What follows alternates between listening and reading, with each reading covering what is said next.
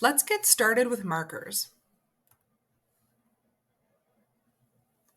Markers are signals or cues that communicate to our dog that the behavior they performed was correct and that reinforcement will be coming. Most people associate the clicker as a marker, but we can also have a verbal marker that means the same thing. If you have a verbal marker, personally I use yes, you want to ensure that you have consistency in the tone and the timing of this marker.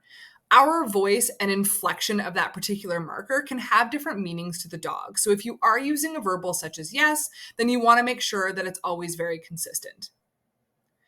You may also use a clicker as a marker, and I do prefer this for a lot of the training that I do, but it can be a little bit more challenging to coordinate with your treat pouch and your leash, especially if you have a squirmy new puppy.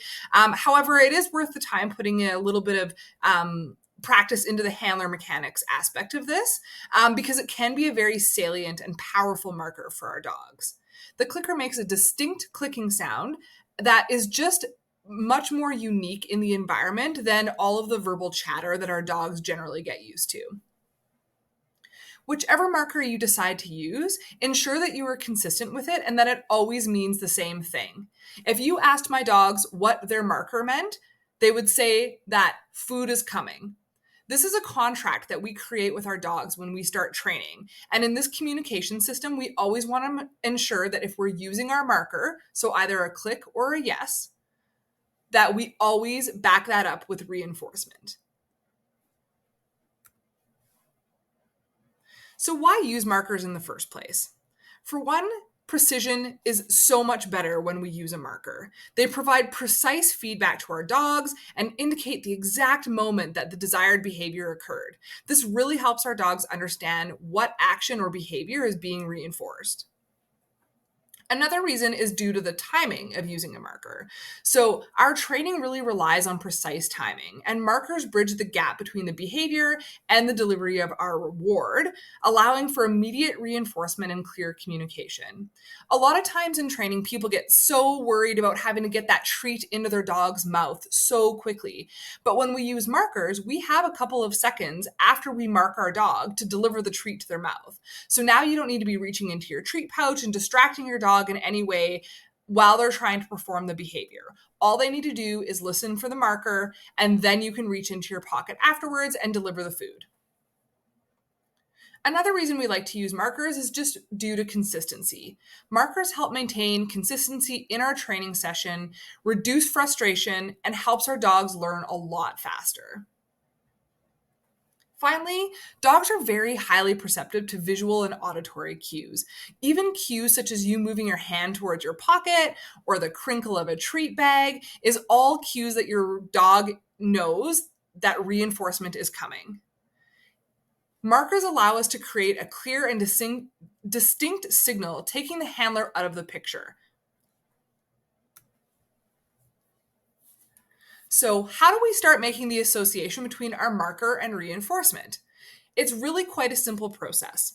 One thing to keep in mind as you're beginning these initial training steps with your new dog is to really get into the habit of marking or clicking and then reaching for your food.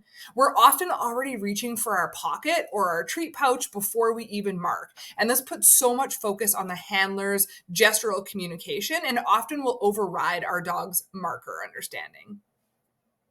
One mantra I like to keep in mind as I'm starting this process is mark, then feed.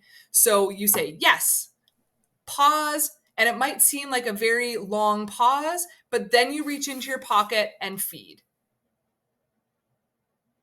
In order to start charging your marker, it's a very simple process. You're going to grab a handful of treats or your dog's kibble. You're going to mark with your yes or clicker, and then feed. Rinse and repeat over a few short sessions, and this will be enough for your dog to start having an association to their new marker. In this next video, let's have a look at one of our day campers, Lady May, learning her markers on her first day with us.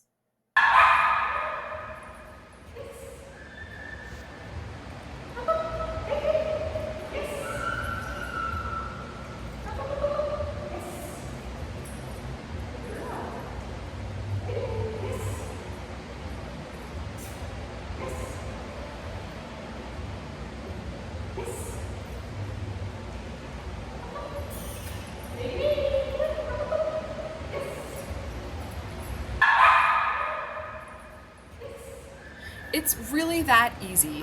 You'll also notice that I wasn't asking Lady May for any behaviors yet. She doesn't know any behaviors. And the prerequisite to teaching our puppy or dog a new skill or behavior is that we have a system in place to communicate with them that what they did was correct and that reinforcement is coming. So don't worry about asking your puppy or dog to sit or make eye contact or anything like that. Just start them out in a quiet location in your home, have a handful of treats, and just mark and feed, mark and feed, mark and feed. It should literally happen that quickly. After a couple sessions, you'll see that your puppy or dog is really starting to understand, and then that's when you can start training new skills.